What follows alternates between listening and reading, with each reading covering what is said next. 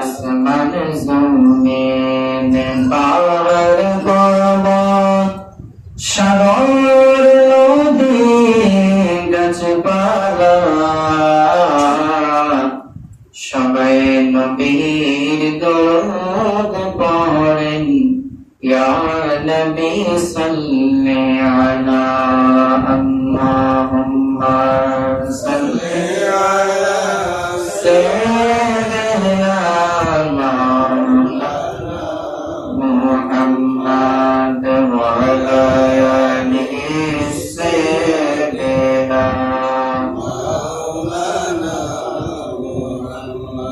أعوذ بالله من الشيطان الرجيم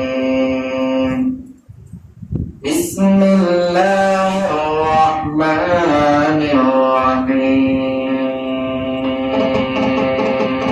إن الشيطان للإنسان عدو مبين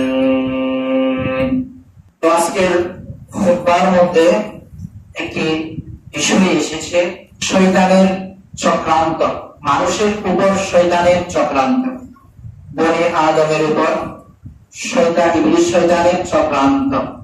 আল্লাহ পাক রব্বুল আলামিন বলেন সূরা ইউসুফের ৫ নং আয়াতের মধ্যে ইন্নাশ শাইতানা লিল ইনসানি আদুউম মুবিন, শয়তান হচ্ছে মানুষের জন্য একেবারে প্রকাশ্য শত্রু।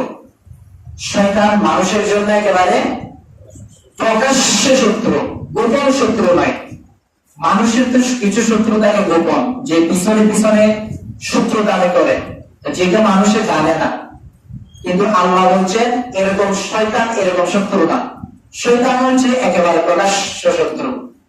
এটা সকলকে আল্লাহ জানিয়ে দিচ্ছে। এরা শয়তান মানুষের একেবারে প্রকাশ্যে মানুষের ক্ষতি করে। এটা আল্লাহ কোরআন মাজিদের মধ্যে আল্লাহ আমাদেরকে জানিয়ে দিয়েছেন। ইবলিস শয়তান সে হচ্ছে আল্লাহ পাক রব্বুল আলামিন সূরা রহমানের ২২ নং আয়াতের মধ্যে আল্লাহ পাক রব্বুল আলামিন বলেন ওয়া খালাকাল জান্না মিন মারিজিম মিন নার, আল্লাহ জিন জাতিকে সৃষ্টি করেছেন একেবারে খাঁটি আগুন থেকে। একেবারে খাঁটি আগুন থেকে আল্লাহ জিন জাতিকে সৃষ্টি করেছেন। এই জিন জাতির সৃষ্টির মধ্যে একটা সৃষ্টি হচ্ছে ইবলিস শয়তান, যার নাম হচ্ছে আজাজিল। যার নাম ইবলিসের কিন্তু নাম হচ্ছে আজাজিল। আজাজিল সে জিন জাতির মধ্যে বসতেছে। সে যখন ছোট ছিল, আজাজিল যখন ছোট ছিল, তখন ফেরেশতারা, সে এতিম ছিল, অসহায় একজন বাচ্চা ছিল জিন জাতির মধ্যে। আজাজিল ইবলিস শয়তান যাকে আমরা বলি, ফেরেশতারা তাকে ধরে ফেরেশতাদের সাথে রাখলেন। আজাজিলকে, অসহায় বাচ্চা আজাজিলকে ফেরেশতাদের সাথে রাখলেন। ফেরেশতাদের সাথে থাকতে থাকতে ওই যে বলে না, সৎসঙ্গে সর্বনাশ, অসৎসঙ্গে সর্বনাশ। ভালোর সাথে চললে ভালো, খারাপের সাথে চললে খারাপ। তো যখন আজাজিলকে যখন ফেরেশতাদের সাথে নিলেন, সে ফেরেশতাদের সাথে চলতে চলতে তাদের থেকে ইবাদত বন্দেগী শিখেছেন, ভালো ভালো আমল শিখেছেন। শিখে চলতে চলতে সেই আজাজিল এমন ইবাদত গুজার হয়ে গেছে যে একেবারে আল্লাহর খুব নিকটে চলে গেছে। সুবহানাল্লাহ, আল্লাহ খুব নিকটবর্তী হয়ে গেছে, এত বেশি ইবাদত করেছে।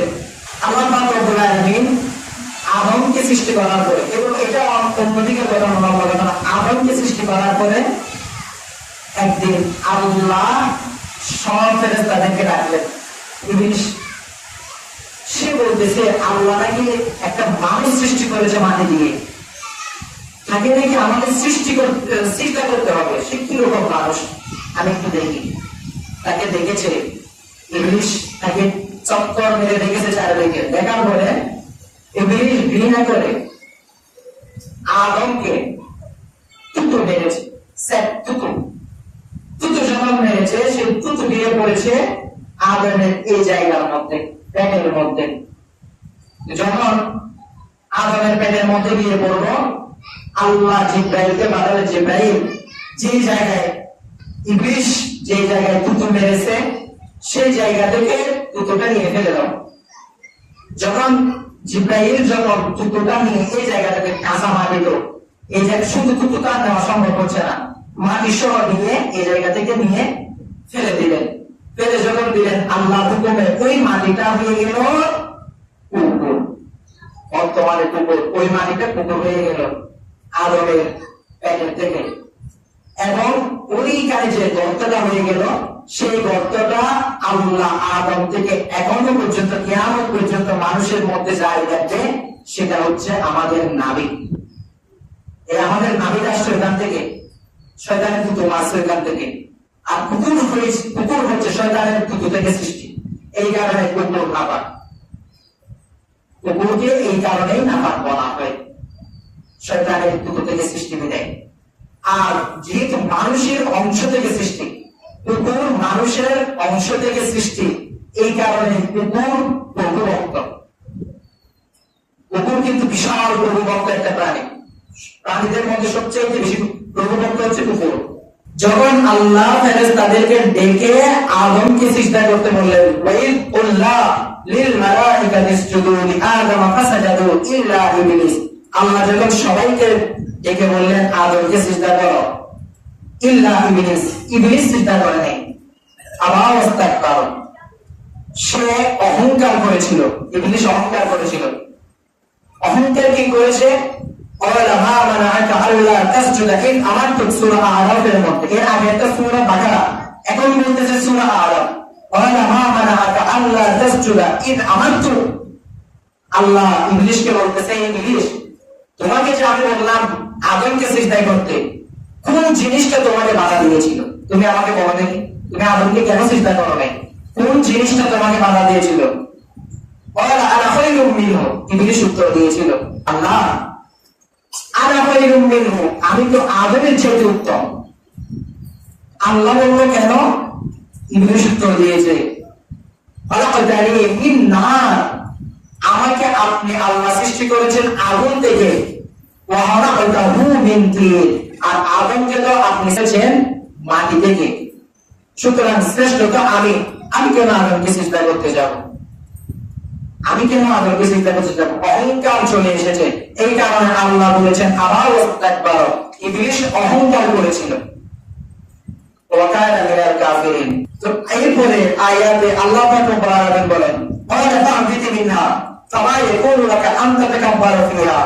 এরপরে আল্লাহ বললেন সাথে সাথে যে সে যখন আদমকে সিজদা করে নাই, তুই জান্নাত থেকে বের হ, এখান থেকে নেমে আয়। আল্লাহ সেখান থেকে তাকে নামাই দিয়েছে, বের করে দিয়েছে। ফামা ইয়াকুনু লাকা আন তাতাকাব্বারা ফিহা, কেননা মানে ইবলিসকে বলতেছে তুই ইবলিসের এই জায়গাটা থাকার উপযুক্ত নয়, এখানে থাকার অধিকার তোর নাই, এখান থেকে তুই বের হয়ে যা। এরপরে ফাখরুজ ইন্নাকা মিনাস সাবিরিন, আল্লাহ সেই ইবলিসকে, আযাজিলকে জান্নাত থেকে বের করে দিয়েছেন।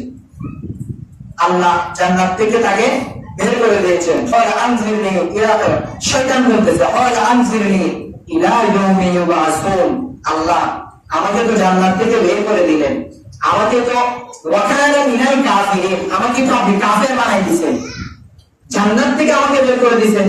এখন আমি তো দুনিয়াতে এই জায়গাতে তাদের সরদার থাকা অবস্থায় আমি তো এত বেশি ইবাদত করেছি, দুনিয়ার মধ্যে নাকি এমন কোনো জায়গা নাই যেখানে ইবলিস সিজদা করে নাই। এত বেশি সিজদা ইবলিস করেছে, এত বেশি ইবাদত ইবলিস করেছে, তো তাকে তো কাফের বানাই দিয়েছে আল্লাহ, তার তো জান্নাতে যাওয়ার কোনো সুযোগ নাই। তো শয়তান বলতেছে আমি যে এত বছর ইবাদত বন্দেগী করেছি, আমার আমলনামা তো আছে, এত বছর ইবাদত বন্দেগীর ফল আমাকে আপনার তো দিতে হবে, কারণ আপনি তো আমল নষ্ট করেন না।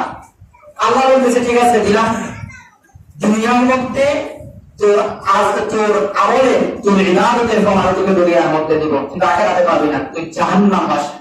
তো ইবলিস বলতেছে ওয়ালা আনজিরনি ইলা ইয়াউমি ইউবাসুন, আপনি আমাকে এমন একটা পাওয়ার দেন, এমন একটা ক্ষমতা দেন যে আমি কিয়ামত পর্যন্ত যারা আমি জীবিত থাকি, আমাকে কিয়ামত পর্যন্ত আপনি আল্লাহ কি রাখবেন, জীবিত রাখবেন।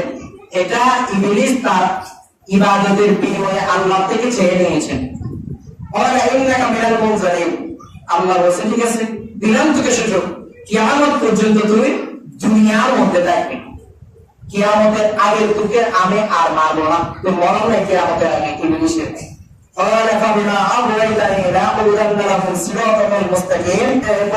শয়তান বলতেছে তুমি তো আমাকে শাস্তি দিয়ে দিলে, তুমি তো আমাকে শাস্তি দিয়ে দিলে, এই জন্য আমিও তোমার সরল বান্দা যারা, তোমার বান্দাদেরকে আমি জাহান্নামের দিকে নিয়ে যাবো। নাউজুবিল্লাহ।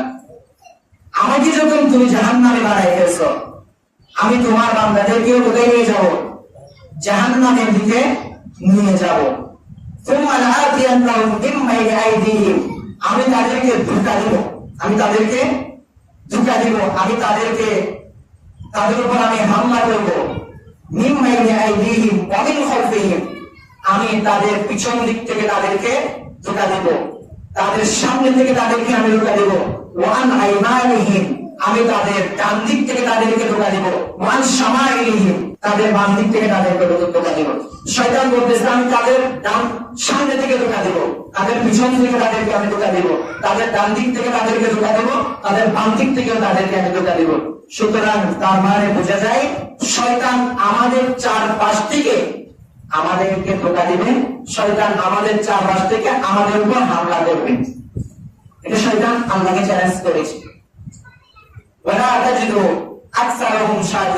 এবং তোমার বান্দাদের মধ্যে আমি এমন ব্যবস্থা করব যেন কোন বান্দাকে তুমি আল্লাহ যেন কোন বান্দাকে যেন কৃতজ্ঞ হিসেবে না পাও, সবাইকে আমি অকৃতজ্ঞ বানাই দেব। শয়তান আল্লাহকে চ্যালেঞ্জ করতেছে। এরপর আল্লাহ বলতেছে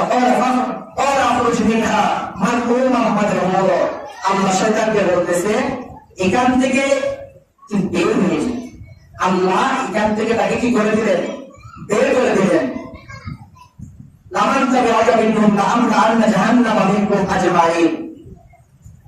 তোকে তো আমি জাহান্নামে দিব, তোর পর যারা অনুসরণ করবে তাদেরকেও আমি তোর সাথে জাহান্নামে পাঠাবো।